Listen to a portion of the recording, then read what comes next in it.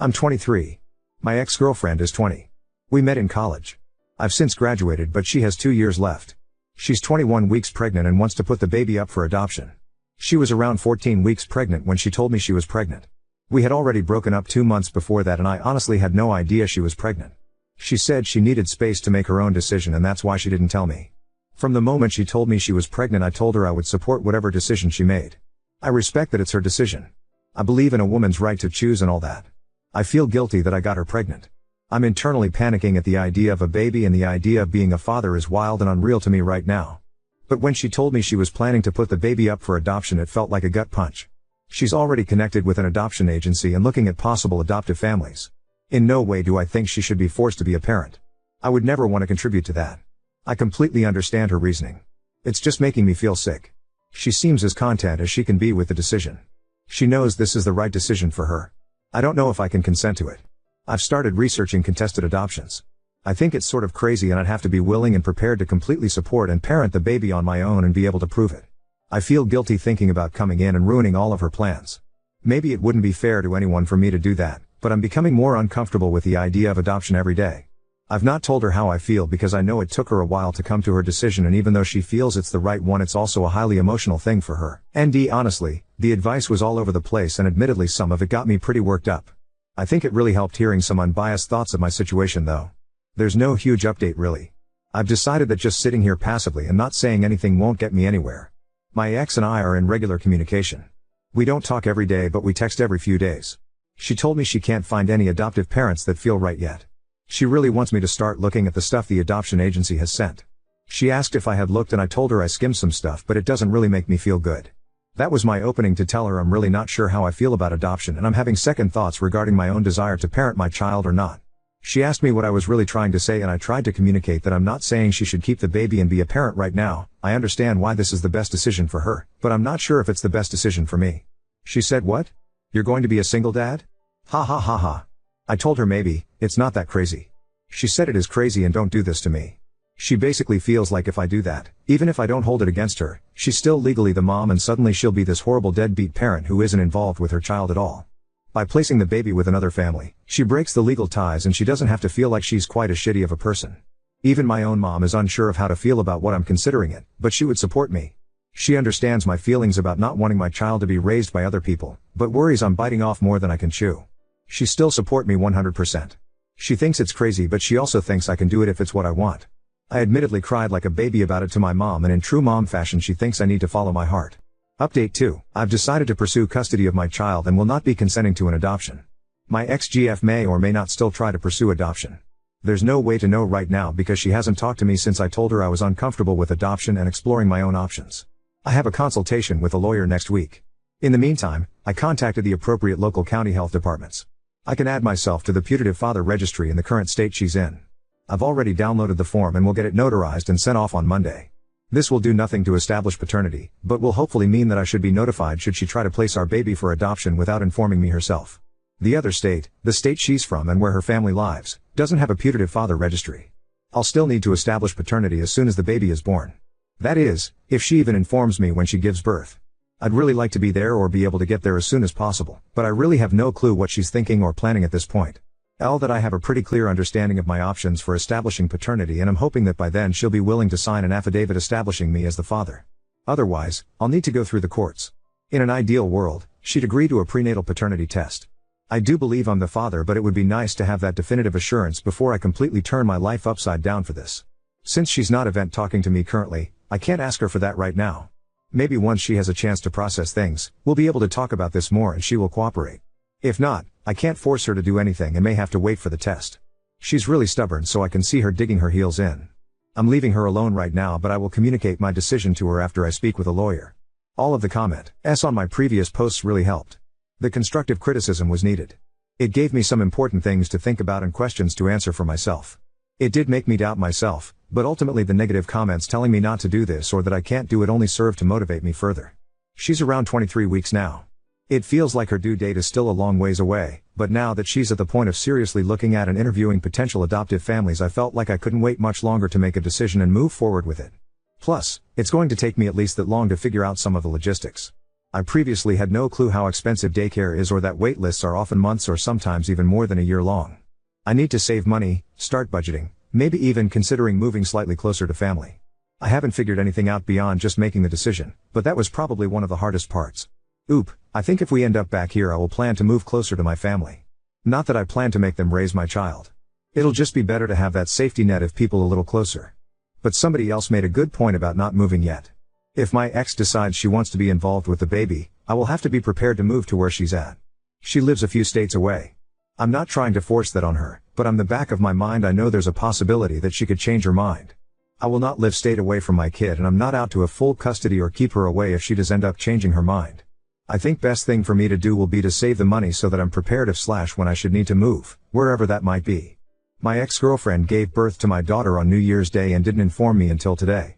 I'm so pissed off that she would do something like that to me. I had asked her to please let me know when she went into labor so I could do my best to get there ASAP. We broke up before she told me she was pregnant and we now live in different states. My previous posts detail a lot of the backstory, but basically she wanted to place the baby for adoption and I ultimately decided that I wanted to keep the baby. She has maintained that she doesn't want to be a parent and has not been planning to be involved. I have been preparing to be a single parent for the past several months, with the understanding that there was a chance that she might change her mind and want to be involved with our daughter. I told her no matter what, I wanted to be involved with raising my child and whether she changed her mind or not, I was going to be involved. Even after we broke up, our relationship was good for the first part of her pregnancy. We communicated regularly and she wanted to involve me in the adoption process and all of that. As soon as I told her that I wasn't going to consent to an adoption she turned cold, and I get it, I ruined her plans. She has been giving me very brief updates, basically just to let me know everything was fine. We had one big long conversation and she seemed to accept my decision, even though she was still upset about it, and made me promise that I'd give our baby all of these things she really wanted her child to have in life. I thought things seemed good or better after that. She even told me where she was at over the holidays, in case something happened. She already told me she didn't want me in the delivery room and I didn't fight that. I was disappointed at the idea that I wouldn't see my daughter being born, but in the grand scheme of things it was something I could live with. She told me she'd tell me when she went to the hospital so I could prepare. Today she sent me a picture and said our daughter was born on New Year's Day. She wasn't due until the end of January, but she is healthy and only spent one extra day in the hospital. The baby went home with MYXGF and her parents. She said it's only fair that she got a few days with her before I knew, since I'm taking our daughter away forever. I've told her that if she changed her mind I would rearrange my life, job, home, etc., because I'm not going to live states away from my child. She's trying to act as if I'm the bad guy taking her baby away now. I don't feel prepared yet. I felt like there was nothing else I could do to prepare and it was just a waiting game, but now I feel like I really need the extra few weeks. I wish somebody could just knock me out with a sedative until my flight out there because I'm just buzzing like crazy with all the emotions. My mom was supposed to come with me, since I planned to stay there for a few days before traveling back home, but due to the unexpected timing my sister is coming with me. I just have a bad feeling about how dealing with my ex will be moving forward. I have a lawyer and already have things in motion to protect myself and my daughter, but I had just really hoped that things could be amicable between us. I feel like I've done nothing but try to be nice and understanding every step of the way. Update 3. I've received many private messages asking me for an update and I'm sorry that I haven't responded to most of them. I've had a lot going on and my hands full since meeting my newborn daughter last month. I've only been at home with her for a few days and am still getting settled in here. During the second week of January my sister and I traveled out to where my ex-girlfriend lives and I met my newborn daughter for the first time. It was awkward to say the least, with her whole family staring at me and silently shooting daggers at me. I felt like a jerk, but had to remind myself that I'm not taking our daughter away from her mother. She is choosing to not be directly involved. I have told her that I understand if she changes her mind. I've left the door open for her. It's just not a situation you really prepare for. I was so happy to meet my daughter and all of these people staring at me were so sad. So I sort of hung around there for a little while because it felt wrong to just take the baby and leave. I was waiting for a cue from my ex to indicate she was ready and eventually she told me to please leave, but that she would want to see her again before I left town. I rented an Airbnb because I planned to be there for a few weeks. Because I wasn't able to be at the hospital within 72 hours of the birth to fill out all of the appropriate paperwork as originally planned, she and I had to go to the local health department to file a paternity affidavit. She willingly went and signed everything.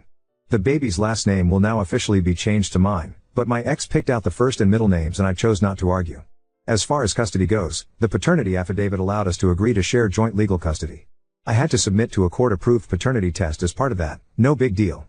She does not actually want joint legal custody.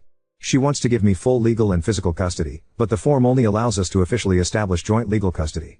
She has full physical custody because that's just how the law works there. I was already aware that this would be the case and my lawyer is working on filing the appropriate forms in court to amend everything. We both want me to have physical custody since I will be the primary caregiver. I am opening a court case. I've explained the steps we have to take and she understands. This is how the process works there, and even though we're in agreement right now, nothing is legally enforceable until there is a court ruling. At this time, she's in agreement and claims that she doesn't plan to fight it. She just wants to get it over with. I told her that she may want to think about it, because it feels like she is just trying to rip the band-aid off as fast as she can right now. I know sharing legal custody co-ULD really backfire on me, but I just want her to feel sure. I got the sense that she wasn't sure but was just trying to follow through with a complete break. I feel like I'm on thin ice right now. All I have is a signed, notarized letter of consent to take my daughter out of state, so I'm anxious to get all official legal proceedings done. I don't think I'll be able to relax fully until then. The baby herself? She's perfect. She's so small. Everyone warned me not to get too many newborn size clothes because she'd grow out so quickly, but the newborn clothes are still a little big. I think her features are becoming more noticeable now, but the only trace of me that I sort of see is her eyes. I look at her and it's like my heart just wants to explode. She's the tiniest, cutest thing I've ever seen in my life, and this is my kid? It still doesn't feel real. I'm still getting used to saying my daughter out loud when I have to call to make appointments. I think she has colic. During the early part of the day she seems happy and able to nap and doesn't cry a ton, but around dinner time she starts screaming and will cry almost non-stop for hours. She spews vomit like you wouldn't believe. The only thing that semi-soothes her is being out in the stroller and rolled back and forth over and over. She was just switched over to a special formula, but I think it's too soon to know if it'll make a difference. I had colic too apparently. A year ago, I never would have imagined any of this. It almost feels like I'm watching somebody else from the outside. Update 4. I officially have sole legal and physical custody of my daughter. Took a while for all of the paperwork to be filed and approved, but everything has been finalized and it's such a relief. Even though her mother was cooperative, I was constantly worried she'd suddenly change her mind, or her family would convince her to change her mind, since I believe they have a strong influence over her, and accuse me of taking off with our kid. I've posted in a few groups over the course of all this, but to sum it all up, my ex-GF, 21, and I, 24, had an unplanned baby. She didn't tell me she was pregnant until after we broke up and I had moved to a different state. She wanted to place the baby for adoption, but I decided I couldn't do that. I'm currently parenting my daughter on my own. She still has legal parental rights but is not involved in any way. My daughter is almost 13 weeks old. I think I was meant to be a parent, and for some reason the universe deemed it to happen now instead of when I always thought it'd happen later in life. I still have no clue what I'm doing most of the time, but I'm happy and I love my daughter so much. I think we've both come a long way in the past 3 months. I had to go back to work earlier this month. Unfortunately, I'm still in the wait list for a few daycares that are going to be the best options for me cost-wise and location-wise. The only one that had an opening for her age was out of the way as far as my workplace goes and was at the very top of the budget. Let's be real, daycare in general is nearly out of my budget, but I'm going to make it work. My workplace is letting me work from home a few days a week as I transition back to work. They all know the situation and have been very accommodating. On the days I go into the office my grandma is watching her for now. I admit, I actually felt really depressed when I had to go back to work. As much as I was looking forward to the adult interaction again, I was sad. I might have actually cried once. I hadn't heard from her mother since I brought my daughter home for the first time. I did have to reach out to her a few times regarding the status of some paperwork that we filed, but I did not mention the baby, send unsolicited photos, etc. I know she said she doesn't want to be a mom, but I guess I found it weird that she never even asked about her once. Now she's reached out. I'm assuming that the custody stuff may have played a part. I don't really know. She asked if I could send her some pictures, and I did. Then she asked what if I want to see her in person? Well, okay. But I told her she'll have to come here.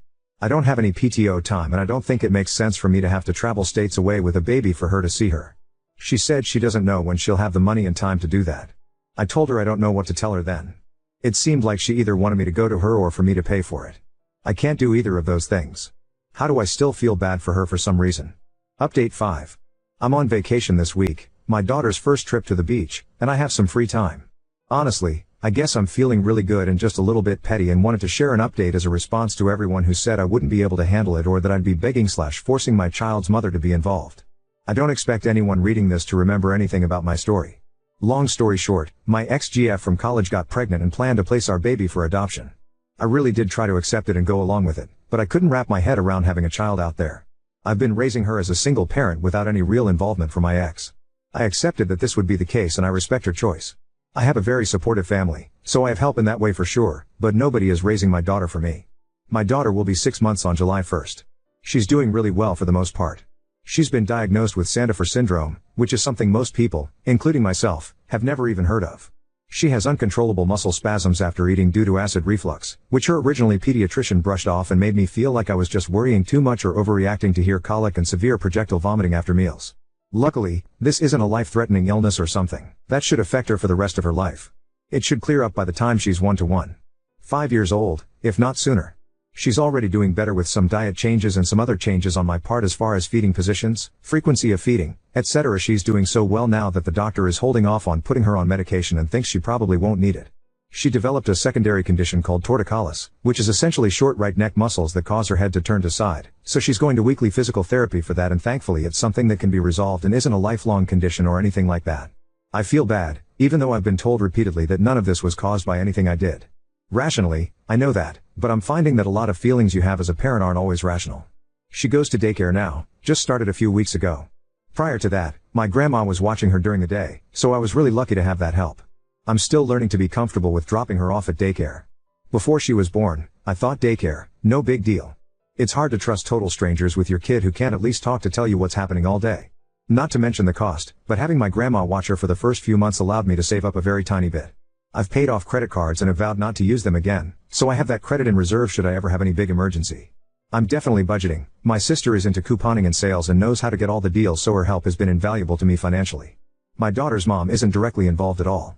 I don't resent her and I haven't tried to force her to be involved or even asked her to do anything. She contacted me a few months ago and wanted to come here to visit our daughter. We live states apart now. Around the time I started occasionally sharing pictures with her. We don't really talk about how she feels or is handling any of it. Sometimes I'm curious about how she feels, but really it's none of my business. She went back to school and is focusing on that now. She never came to visit, she wanted me to pay for it, and I told her no, it wasn't even totally a matter of not wanting to, but I don't have the money for that. She sent me a really nice, long text on Father's Day. We don't talk unless it's to give her a little update when she asks. I guess feel kind of mixed about sharing the updates and photos, but I'm trying not to be an asshole about it. I guess that's all I really have to share. Pretty boring, but maybe that's a good thing. I received several Father's Day messages from people here and didn't think anyone would even remember me months later. Now on to second story. Stood by my son's choice to go to the party with someone else, sparking outrage from my wife and her friend. I, 45 male, share a daughter, 17F, and son, 15 male, with my wife, 41F.